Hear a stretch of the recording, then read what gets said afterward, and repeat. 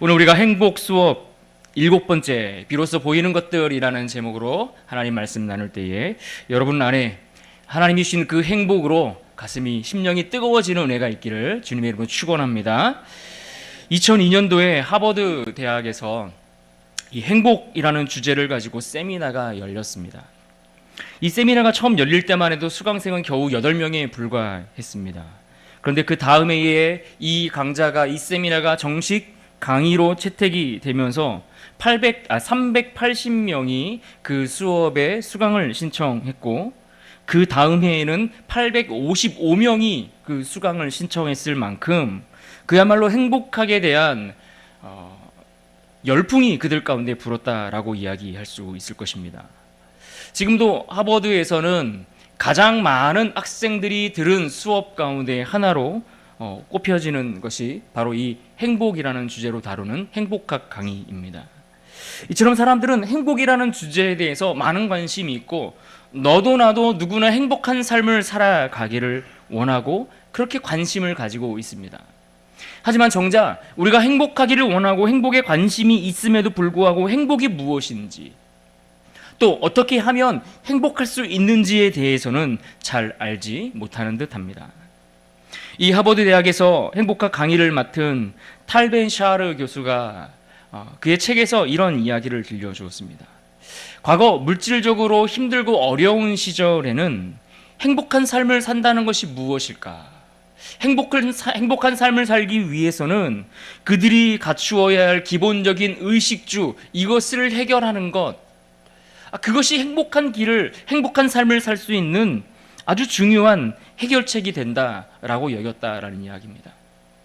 그래서 뭔가 지금 우리가 가난하고 없이 살고 무언가 부족해서 그 부족한 것들을 채우고 그 가난함이 해결되면 당연하게 우리는 행복할 것이고, 그렇기 때문에 불행의 원인이 무엇이냐라고 묻는다면 바로 이 가난의 문제, 우리의 물질이 부족한 문제, 이것들을 해결하면 된다. 그래서 불행의 원인을 이야기할 때도 너무나 설명하는 일이 쉬웠다라는 이야기입니다.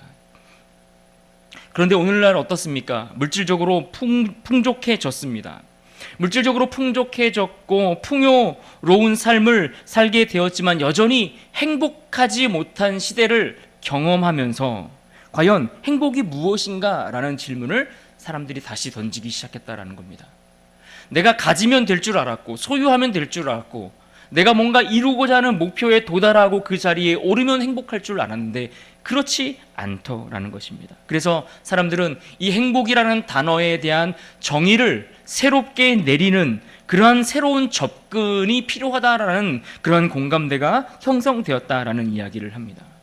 행복에 대한 기준이 한마디로 달라져야 한다는 이야기입니다. 행복에 대한 기준, 행복에 대한 조건, 이것들이 바뀌고 달라져야 하는데, 이 저자는 그 책에서 어떤 이야기를 하는가 하니 그 행복의 기준과 그 관점이 내 마음에서부터 변화가 있어야 된다라는 이야기를 건네주는 것을 보게 됩니다. 그러니까 내 마음의 자세가 어떻게 바뀌고 달라지느냐, 그것과 관련이 있다, 우리의 행복이 그렇다라고 이야기를 해주고 있다는 겁니다. 성경은 사실 행복에 관한 많은 이야기를 우리에게 들려주고 있지만 성경은 처음부터 그 행복에 대해서, 그 행복이 우리가 소유하는 어떤 물질과 관련되어 있다라는 이야기를 한 적이 없습니다. 실제로 하나님의 사람들은 오히려 하나님을 만나고 또 예수님을 영접한 이후에 그들이 생각했던 행복의 기준과 관점들이 바뀌는 것을 보게 됩니다. 오히려 물질적인 것에서 비물질적인 것으로, 아니 그보다 더 본질적인 것으로 그 방향이 옮겨져 가는 것을 우리는 볼 수가 있죠.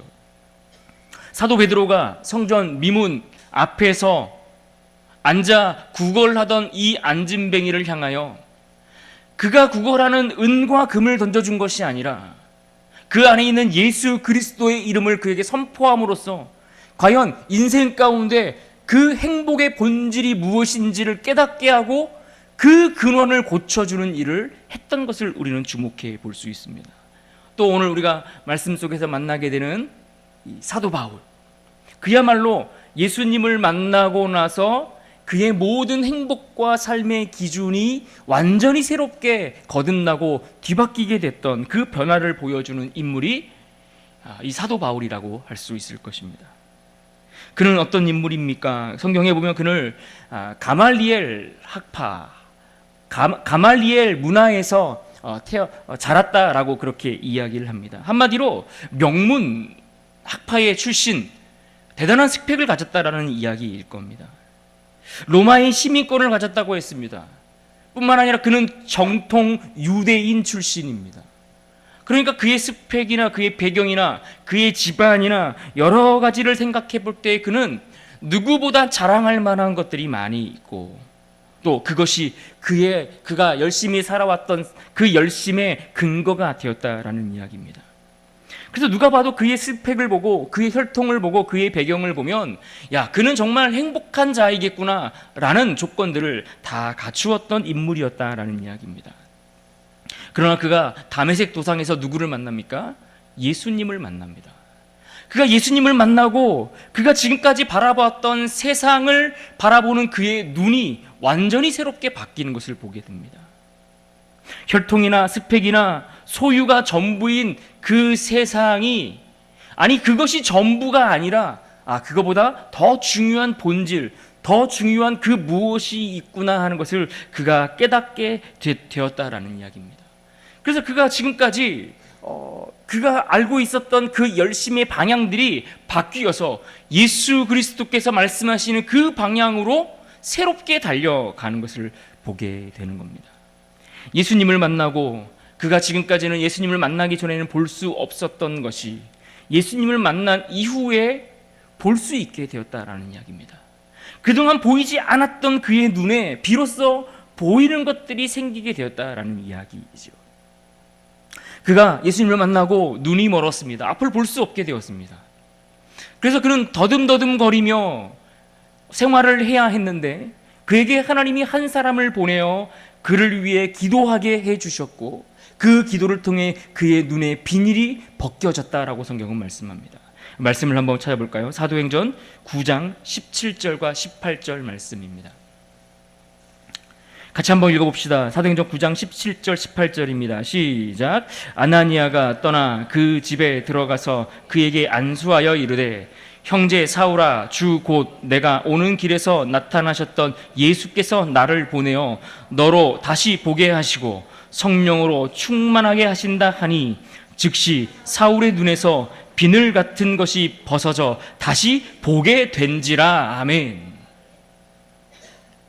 이 아나니아를 통해 그를 위해 기도하게 하셨을 때에 그의 눈에 비닐 같은 것이 벗겨졌다라는 이야기입니다.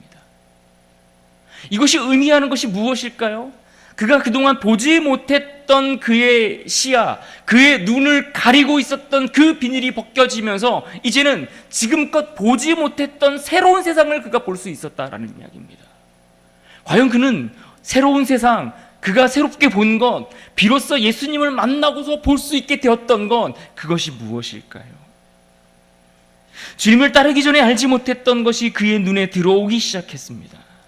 그래서 그가 추구했던 성공의 방향이 바뀌었습니다. 그가 추구했던 행복의 조건들이 달라졌습니다. 그의 삶의 모든 조건과 기준을 바꾸었던 그것이 무엇인지 오늘 우리가 말씀 속에서 그 행복과 그 기준을 새롭게 발견하고 우리도 깨닫는 귀한 은혜가 있기를 주님의 이름으로 축원합니다. 오늘 본문에 들어가 보면 사도 바울이 아덴이라는 지역에 머물러 있는 것을 보게 됩니다. 이 지역은 오늘의 아테네, 그리스를 이야기합니다. 이 그리스에 방문했을 때에 있었던 사건을 우리에게 소개해 주고 있습니다. 이곳에서 그는 이 사건을 통해서 예수님을 알지 못했을 때 보지 못했던 새로운 것을 그가 보고 있다는 것을 우리가 볼 수가 있는데 그것이 무엇인지 몇 가지를 나누어 살펴보고자 합니다. 그 첫 번째는 한번 따라해 봅시다. 하나님의 인도하심. 하나님의 인도하심을 그가 보았다라는 이야기입니다. 지도는 조금 나중에 보여주시면 좋을 것 같습니다. 하나님의 인도하심을 보여주셨다라는 이야기인데 무엇입니까?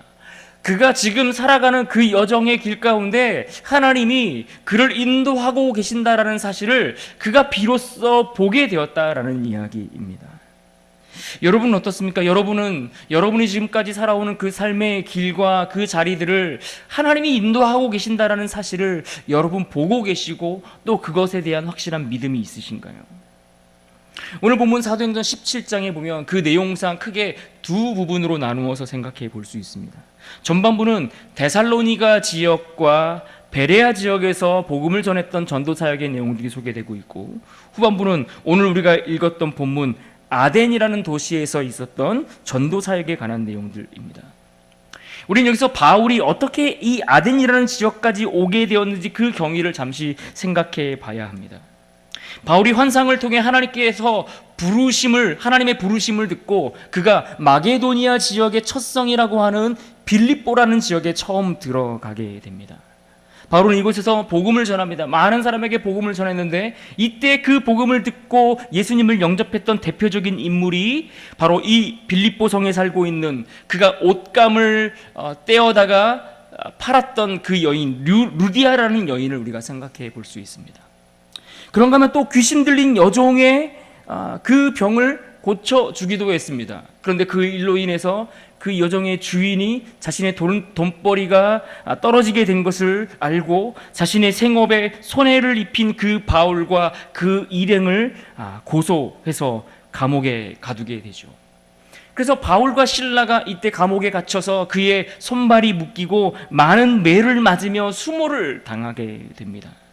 다행히 하나님이 큰 지진을 통해서 그 감옥에서 빠져나올 수 있게 하셨고, 그래서 그들이 빌립보를 떠나서 도착하게 된 곳이 어딘가 하니 바로 데살로니가라는 지역입니다. 데살로니가에 도착한 바울의 일행이 늘 하던 대로 그들은 회당을 찾아가 여전히 성경 말씀을 그들에게 가르치기 시작했습니다. 17장 4절에 보시면 이때 많은 무리들이 그가 전한 복음으로 인하여 바울과 실라를 따르게 되었다라고 했습니다. 그런데 이때도 그들을 시기하는 사람들이 있었습니다. 유대인들입니다. 이 유대인들이 그들을 시기하여 그들을 죽이기 위해 쫓아오는 그런 소동이 일어나기 시작했습니다. 그래서 한밤중에 이들이 이 데살로니가 지역을 벗어나서 베레아라는 지역으로 도망하게 됩니다. 이 베레아에서는 또 도착해서 어떤 일이 벌어졌을까요? 여전히 이곳에서도 하나님의 복음을 전하는 일들이 있었습니다.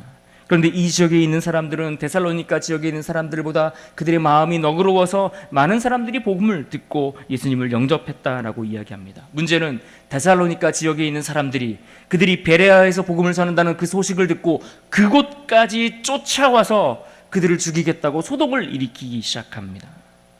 그렇게 일이 긴박하게 돌아가다 보니 그 일행들은 그곳을 또다시 빠져나와야 했는데 실라와 디모데는 그 자리를 쉽게 빠져나오지 못해서 베레아에 머물게 되었고, 이때 바울만 이 베레아를 떠나서 오늘 우리가 읽었던 본문 아덴이라는 도시에 도착하게 됩니다. 지도를 일찍부터 보여주셔서 이미 다 보고 계시겠지만 이 지역을 보시면 이 빌립보 지역에서 빌립보에서 데살로니까지의 거리가 한 150km 정도 떨어져 있는 곳입니다. 그리고 이 데살로니가에서 베레아까지 이어지는 그 거리가 약 70km, 그리고 베레아에서 아덴까지가 약 320km 정도 되는 거리입니다.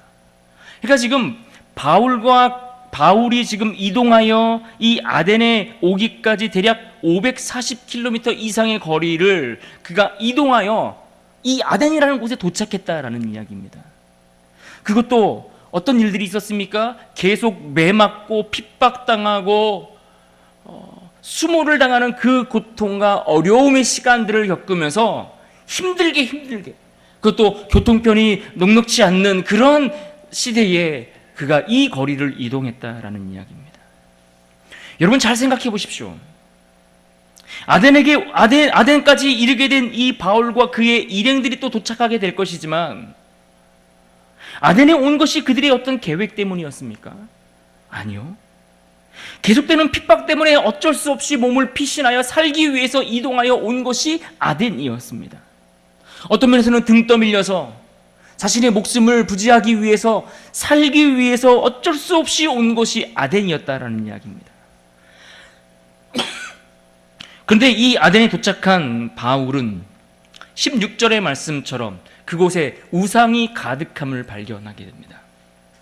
그리고 그 우상이 가득한 그 현실을 보면서 그가 무엇을 깨달았는가? 하나님이 나를 인도하셨구나, 이것을 깨달았다는 겁니다.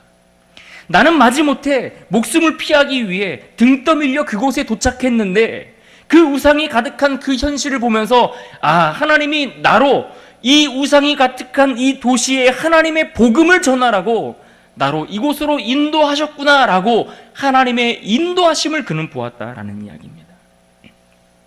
그것도 아덴에 머물면서 어쩌면 실라와 디모데 같은 그들의 일행들이 도착하기까지 가만히 쉬면서 기다리면 될 일인데 하나님이 그를 인도하셨다라는 확신이 드니까 가만히 있지 않았다는 겁니다.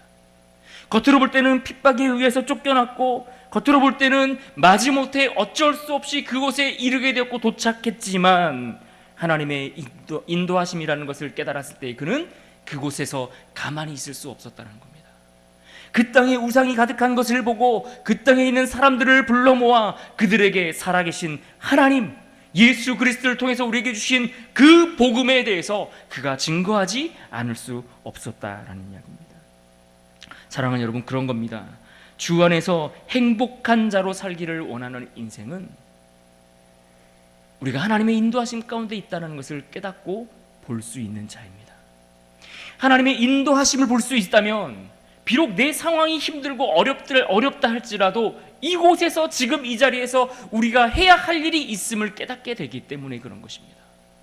내가 왜 이렇게 힘들게 살지? 내가 왜 이렇게 어렵게 살지? 내가 왜 이런 상황 가운데 처해 있어야 하지? 라는 좌절과 낙심과 절망에 그저 앉아 있는 것이 아니라 하나님의 인도하심이기에 이곳에서 지금 하나님이 나로 하여금 하게 하시는 일이 있구나. 하나님이 오늘도 나를 통해서 이루고자 하시는 하나님의 뜻이 있기에 나를 이끌어가고 계시는구나 라는 것을 알게 되기에 그는 그 자리에서 낙심하고 주저앉아 있는 것이 아니라 오히려 사명을 발견하고 열정을 가지고 맡겨진 그 일들을 감당하기 위해 힘을 쓰는 자가 된다라는 이야기입니다. 그러하기에 내가 살아야 할 이유를 발견하고 내가 해야 할 일들이 여전히 있고 그래서 내가 열심히 살아갈 수 있기에 그는 하나님의 인도하심 안에서 행복한 존재로 살아가는 자신의 모습을 발견하게 되는 것입니다. 사랑하는 여러분, 혹 여러분 중에 어쩌다 내 인생이 여기까지 떠밀려 왔을까? 어떻게 하다가 우리의 가정이, 내 삶이, 내 자리가 이곳에 이렇게 힘든 시간들을 보내고 있을까라는 생각에 낙심과 좌절과 고통의 시간을 보내고 계신 분이 있지는 않습니까? 어쩔 수 없이 선택했고 마지못해서 해야 했고 그래서 오늘 하루도 그저 어쩔 수 없이 그 시간들을 때우기 위해서 보내는 사람들이 있지는 않습니까? 아무것도 할 수 없을 것 같아서 무기력해서 그저 하루하루 시간을 다니는 그런 분들이 있지는 않으신가요? 그렇다면 오늘 이 시간 여전히 우리를 인도하신 하나님의 손길을 발견할 수 있는 은혜가 있기를 간절히 바랍니다. 여전히 우리를 포기하지 아니하시고 우리를 하나님의 강한 팔로 붙드시고 그 힘든 여정의 길들을 하나님께서 지키시며 이끌어 가신다는 이 한 가지 사실을 발견하고 깨닫는 은혜가 여러분 가운데 있기를 간절히 바랍니다.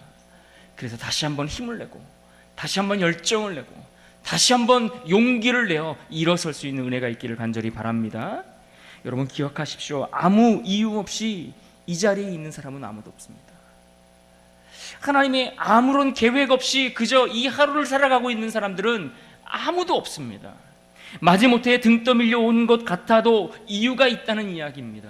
그러므로 여러분이 서 있는 그곳에서 그 이유를 발견하시기를 바랍니다. 여러분이 매일 살아가는 그 직장의 그 일터 한가운데에서 내가 오늘 서 있어야 할 이유를 깨달을 수 있기를 부탁드립니다. 그 이유를 깨닫고 나를 인도하시는 그 하나님의 손길에 붙들려 내게 주어진 그 사명을 감당할 수 있기를 바랍니다. 이것이 사도 바울이 자신의 인생을 바라보는 예수 그리스도를 믿고 나서 비로소 볼 수 있었던 첫 번째인 것입니다. 그 다음 두 번째는 무엇일까요? 그가 예수님을 믿고 또다시 그가 보게 되었던 또 한 가지는 바로 보이지 않는 것을 볼 수 있게 되었다라는 이야기입니다. 같이 한번 따라해 볼까요? 보이지 않는 것을 보는 자. 하나님께서 우리 삶에 원하시는 기준과 관점과 중요한 시각은 바로 보이지 않는 것을 볼 수 있는 눈을 갖는 것입니다. 우리는 매일 우리 눈앞에 펼쳐져 있는 것을 보며 살아갑니다. 그것이 무엇이든 우리는 눈에 보이는 것을 보며 살아갑니다. 그런데 성경은 늘 우리가 눈에 보이는 것을 보며 살아가는 자들이 아니라 우리는 오히려 보이지 않는 것을 보며 살아가는 자들이라고 가르쳐 주고 있습니다. 세상 사람들은 눈에 보이는 것을 보며 살아가지만 그리스도인들은 보이는 것 이면에 무엇이 숨어 있는지, 우리가 눈으로 보는 그 현상 너머에 무엇이 자리하고 있는지를 볼 수 있어야 한다라는 이야기입니다. 바울이 보이지 않는 것을 보았다라고 할 때 그는 적어도 두 가지를 보았다라고 구체적으로 나누어 볼 수 있습니다. 그 첫 번째는 보이는 문명 뒤에 감추어진 실체가 무엇인지를 그가 보았다라는 이야기입니다.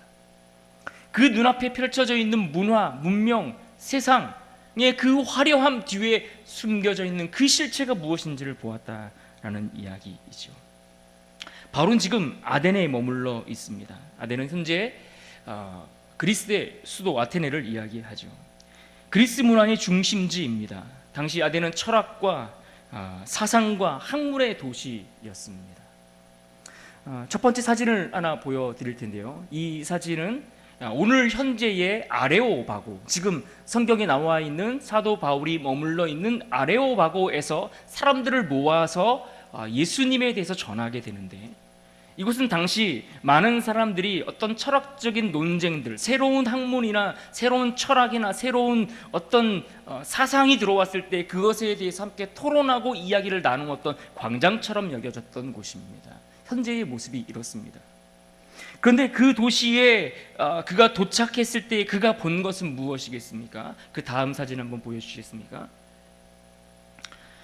이 아덴이라는 이름 자체가 여신 아테나라는 그 이름에서 유래된 것입니다. 다시 말해서 이곳에는 지금 보시는 이 사진과 같이 아주 웅장한 수많은 신들의 신전들이 그 눈앞에 펼쳐져 있었을 것이라는 이야기입니다. 물론 바울이 이 도시에 도착했을 당시에는 그 과거에 비하면 찬란했던 어떤 고대의 어떤 찬란했던 그 영광이 많이 사그러진 그런 시절이긴 했지만, 여전히 그들은 과거의 영광을 추억하며 그들이 세웠던 그런 문명과 화려함들을 다시 복원하기를 원했습니다. 그래서 많은 건축의 붐이 당시에 일어나고 있었습니다. 그래서 그가 아덴이라는 그 항구에 도착해서부터 그 멀리서 보았던 것은 바로 저 웅장한 수많은 신전들. 거기는 어떤 신전들이 있었습니까?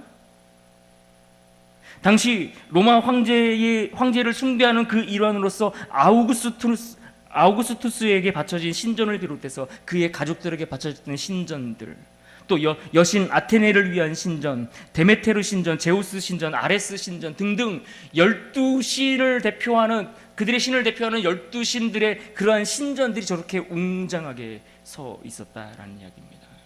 다음 사진도 한번 보여주시면, 사람의 크기 보이시죠? 저 밑에 사람 한 명 서 있는 거 보이십니까? 그러니까 얼마나 그 웅장함 앞에 바울이 압도되었겠냐라는 이야기입니다. 누구라도 그 광경을 본다면 그 웅장함에 하나같이 입이 떡 벌어지면서 그 위험 앞에 아마 눌리게 되었을 것입니다. 그런데 그는 이 화려하고 이 웅장한 건물들을 보면서 그것에 압도되어서 기가 죽어서 아무것도 하지 못한 것이 아니라 그들이 섬기는, 그들이 숭배하는 그 우상의 그 신전, 다시 말해서 그 화려한 그 건물들 뒤에 숨겨져 있는 우상의 그 허망함들, 그 실체를 그가 보았다라는 이야기입니다.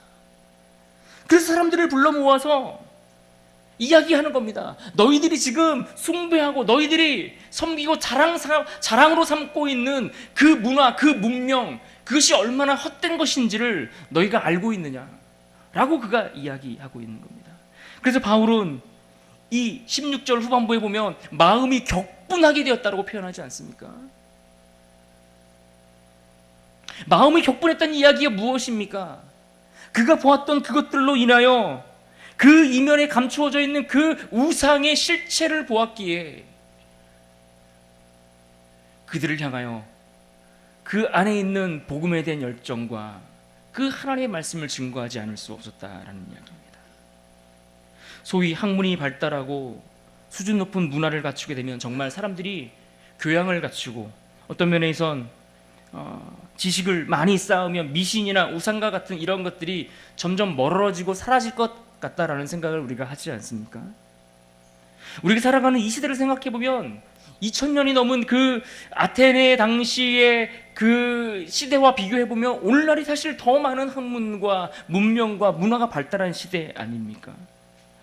현재를 비교해 보면 과거와 비교하지 못할 만큼 너무나 많은 것들을 갖추었고 발달해 있는 오늘을 살아가고 있지만, 그러나 오늘날은 그 어느 시대보다 더 많은 우상들이 극성을 부리고 있는 것을 우리는 알고 있습니까?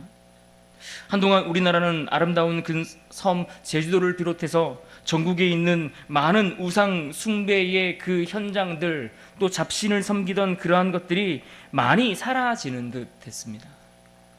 그런데 최근에 들어서면서 많은 지방자치단체들이 어떤 전통 문화를 복원한다는 그 명목으로 이전에 우리나라에서 섬겼던 그 우상 숭배와 관련된 여러 가지 문화들을 다시 복원하기 시작했습니다. 1973년에 우리나라에 정식으로 등록된 무당의 수가 3만 명 정도 되었다고 하는데, 15년 뒤 통계에 따르면 무당의 수가 80만 명에 이르게 되었다고 하죠. 그러니까 그때 당시가 우리나라 70년대 80년대 한참 선진국으로 우리도 가고 있다 그러면서 경제 발전이 한참 성장하고 있을 때, 사람들이 공부하기 시작하고 뭔가 배우고 지식을 쌓고 더 많은 것들을 갖고 경제가 성장하고 있는 그때에 오히려 무당과 우상 숭배의 현실은 말도 안 되게 늘어났다는 이야기죠. 그러다가 오늘날에는 몇 명 정도 될까요? 오늘날에는 역술인으로 등록되어 활동하는 사람이 100만 명이 넘는다고 합니다. 그러니까 우리나라 전국에 있는 목회자 수보다 훨씬 많은 숫자이죠. 지식이 최고로 발달한 미국, 오래전부터 그 땅에는 뉴에이지 같은 운동들, 동성애, 마약, 사탄 숭배 이런 것들이 판을 치고 있다는 건 너무나 잘 알고 있지 않습니까? 그리고 전자기술이 세계에서 가장 발달했다고 하는 그 일본의 경우를 생각해 보면 그들이 섬기는 귀신의 숫자만 800만이 넘는다고 합니다. 온 나라가, 전 세계가, 오늘날 이 시대가 온통 우상 숭배의 문화 가운데 빠져 있는 것을 보지 않습니까? 그러므로 우리는 이 땅을 살아가면서 내 눈앞에 펼쳐져 있는 이 땅의 문화와 문명과 내가 누리며 살아가는 많은 것들 이면에 우리의 생각을 조종하고 우리의 삶을 좌지우지하려고 하는, 좌우하려고 하는 그 실체가 무엇인지를 볼 수 있어야 한다는 겁니다. 우리가 한 편의 영화를 보더라도 그 영화 속에 어떠한 생각들이 담겨져 있는지, 한 편의 광고 속에서 우리로 하여금 현혹해 하는 그 이미지와 그 관점과 그 생각들이 무엇인지를 우리가 간파할 수 있어야 한다는 것입니다. 이것이 하나님 보시기에 선한 것인지, 이것이 하나님 보시기에 악한 우상의 그러한 뿌리에서 나온 것들은 아닌지 볼 수 있는 그러한 눈이 우리에게 열려져야 한다라는 이야기입니다. 바울은 그것을 보았습니다. 그저 눈에 보이는 화려함에 기가 죽어서 우와 이러고 그냥 가만히 있었던 것이 아니라 헛된 그 우상의 허망함을 보았고, 그것이 우리가 붙들어야 될 행복의 기준이 될 수 없음을 그는 알았다라는 이야기입니다. 그래서 그가 보이지 않는 것을 보았다라고 할 때에 또 한 가지는 무엇인가 하니, 보이는 것 이면에 숨겨져 있던 실체를 보았을 뿐만 아니라 중요한 것 한 가지, 바로 보이지 않지만 살아계신 하나님이 이 가운데 함께 하신다는 사실을 그는 보았다라는 이야기입니다. 한번 따라해 봅시다. 살아계신 하나님을 보았다. 여러분, 우리는 이 땅을 살면서 보아야 할 것은 내 눈앞에 펼쳐진 화려한 문명이 아닙니다. 화려한 물질이나 어떤 사람들의 아름답게 치장한 모습이나 영상 속에 드러나는 화려한 그 영상의 이미지의 광고들이나 자신을 어필하기 위해 어떤 성적인 메시지를 가지고서 나를 자극해오는 그런 도전들이 아니라,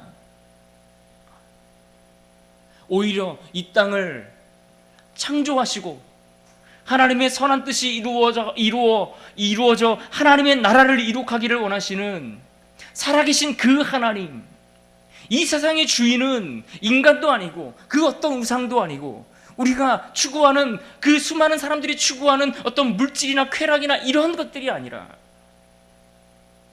살아계신 하나님, 그 하나님이 이 땅의 주인인 것을 볼 수 있어야 하지 않겠습니까? 그래서 바울이 전한 설교의 주제가 무엇이었습니까? 아덴 사람들이 가지고 있었던 그들의 종교성들, 그 맹목적인 종교성, 그리고 우상 숭배, 그들이 알지 못하는 신을 섬긴다고 했어요. 이 말은 무슨 말인가니? 그들이 섬기는 신의 이름들을 다 제단마다 붙여놨는데 혹시라도 내가 빼먹은 신이 있어서 그 신이 나를 해코지하면 어떻게 할까? 그것이 두려워서 어느 제단에는 알지 못하는 신에게라고 이름을 붙였다는 거예요. 그만큼 그들은 우상 가운데 붙들려 살아갔다는 것 아니겠습니까? 그러면서 그들의 우상 숭배를 지적하면서 무엇을 전했습니까? 24절로 29절 말씀에 창조주 하나님이 어떤 분이신지에 대해서 그는 전했습니다. 그리고 30절과 31절에서 부활하신 그리스도, 그분을 통해 마지막 날에 임하게 될 심판이 무엇인지를 그들에게 전하는 것을 우리는 볼 수가 있습니다. 그럼에도 불구하고 이 말씀을 들었던 사람들의 반응은 어떻습니까? 본문 32절에 소개하고 있는데 일부는 조롱하고 일부는 나중에 그 말씀을 내가 다시 한번 듣기를 원한다, 이렇게 이야기했다는 겁니다. 다시 말하면 별로 감흥이 없었다는 거예요. 왜요? 바울의 설교에 무슨 문제가 있었기 때문일까요? 아닙니다. 문제는 그들의 지적인 교만함 때문입니다. 내가 많이 배웠고, 내가 많이 알고 있고, 내가 많이 경험했고, 우리가 이렇게 대단한 문명을 이룩하고 있는데 이 교만이 그들 가운데 꽉 차고 있어서 지금 사도 바울이 그들에게 전하는 살아계신 그 하나님을 그들이 보지 못했다는 거예요. 여러분, 많이 배웠다고 신앙이 좋은 게 아닙니다. 많은 경험을 가지고 있고 내가 사회에서 어떤 높은 사회적 지위를 유지하고 있다고 해서 내가 신앙이 좋아지는 것 아닙니다. 오히려 우리가 배운 지식들, 이것이 하나님 앞에 교만이 될 수 있음을 우리는 알아야 합니다.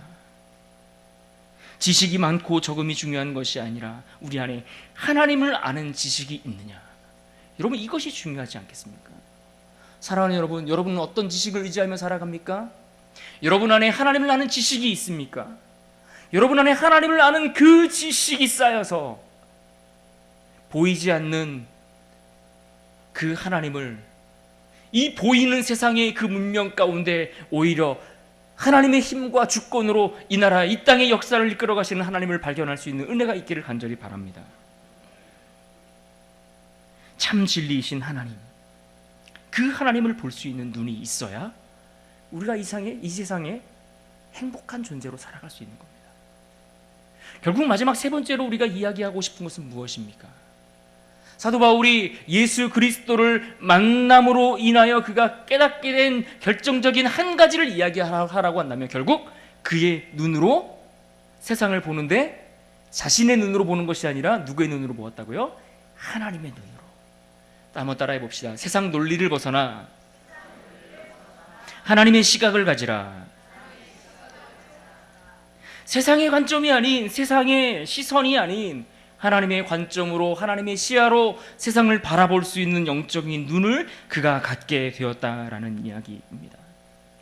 사도 바울이 이 아덴에서, 그리스에서 사역했던 그 사역에 대해서 많은 사람들은 실패한 사역이다라고 이야기를 합니다. 왜 그런가 하니 여기에는 여러 가지 이유가 있습니다. 다른 지역에서는 복음을 전했을 때에 에베소에서나 데살로니가에서나 이들이 복음을 전할 때 많은 사람들이 예수님을 영접했다, 이런 기록들이 있는데 이 아덴에서는 그런 표현이 나와 있지 않고 34절처럼 몇 사람들만 믿었다라는 표현이 나와 있기 때문입니다. 또 다른 도시에서는 복음을 전하고 나면 항상 교회가 세워졌는데 이곳에서는 교회가 세워지지 않았기 때문이기도 합니다. 게다가 소위 엘리트라고 불려지는 지식층들을 대상으로 전하다 보니 그들에게 예수 그리스도, 십자가 이런 것들에 대한 직접적인 복음이 그들에게 어떤 철학적인 접근이나 이런 시도가 잘못되었기 때문에 실패했다, 이렇게 사람들은 이야기합니다. 그러나 여러분 기억하십시오. 사람의 실패가 하나님의 실패를 의미하는 것은 아니라는 사실을 기억하십시오. 그의 설교의 접촉점을 보면 그가 평상시에 전했던 그 대상과는 달리 하나님을 전혀 알지 못하는 이방인들에게 전했다는 것을 생각해 본다면 그들이 좋아하는 철학, 그들이 좋아하는 어떤 사상, 그들의 문명 이런 것들과 연결고리를 지어서 전하는 그 일은 굉장히 지혜로운 일이었고 또 이것을 통해서 충분히 하나님의 섭리와 구속 사역을 전할 수 있었다라는 이야기입니다.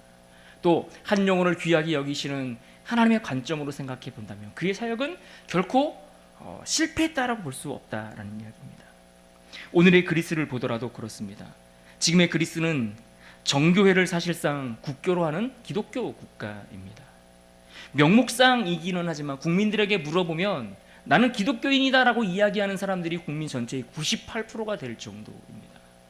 그러니 그 먼 옛날 이 아덴 땅에서 복음을 전하고 씨를 뿌렸던 바울의 그 사역이 결코 실패했다라고 평가해서는 안 된다라는 이야기입니다. 우리가 하는 일이 다 그렇지 않습니까? 세상의 논리로 따져보면 우리가 믿음 생활하고 우리가 신앙 생활하는 그 많은 일들이 얼마나 가치 없어 보이는 일들이 많습니까? 24시간도 모자랄 판인 그런 사람들에게 주의를 지키며 장사하던 거, 일하던 거 다 내려놓고 주일에 와서 예배를 드리라고 말하는 것, 이것이 얼마나 맞지 않는 논리입니까?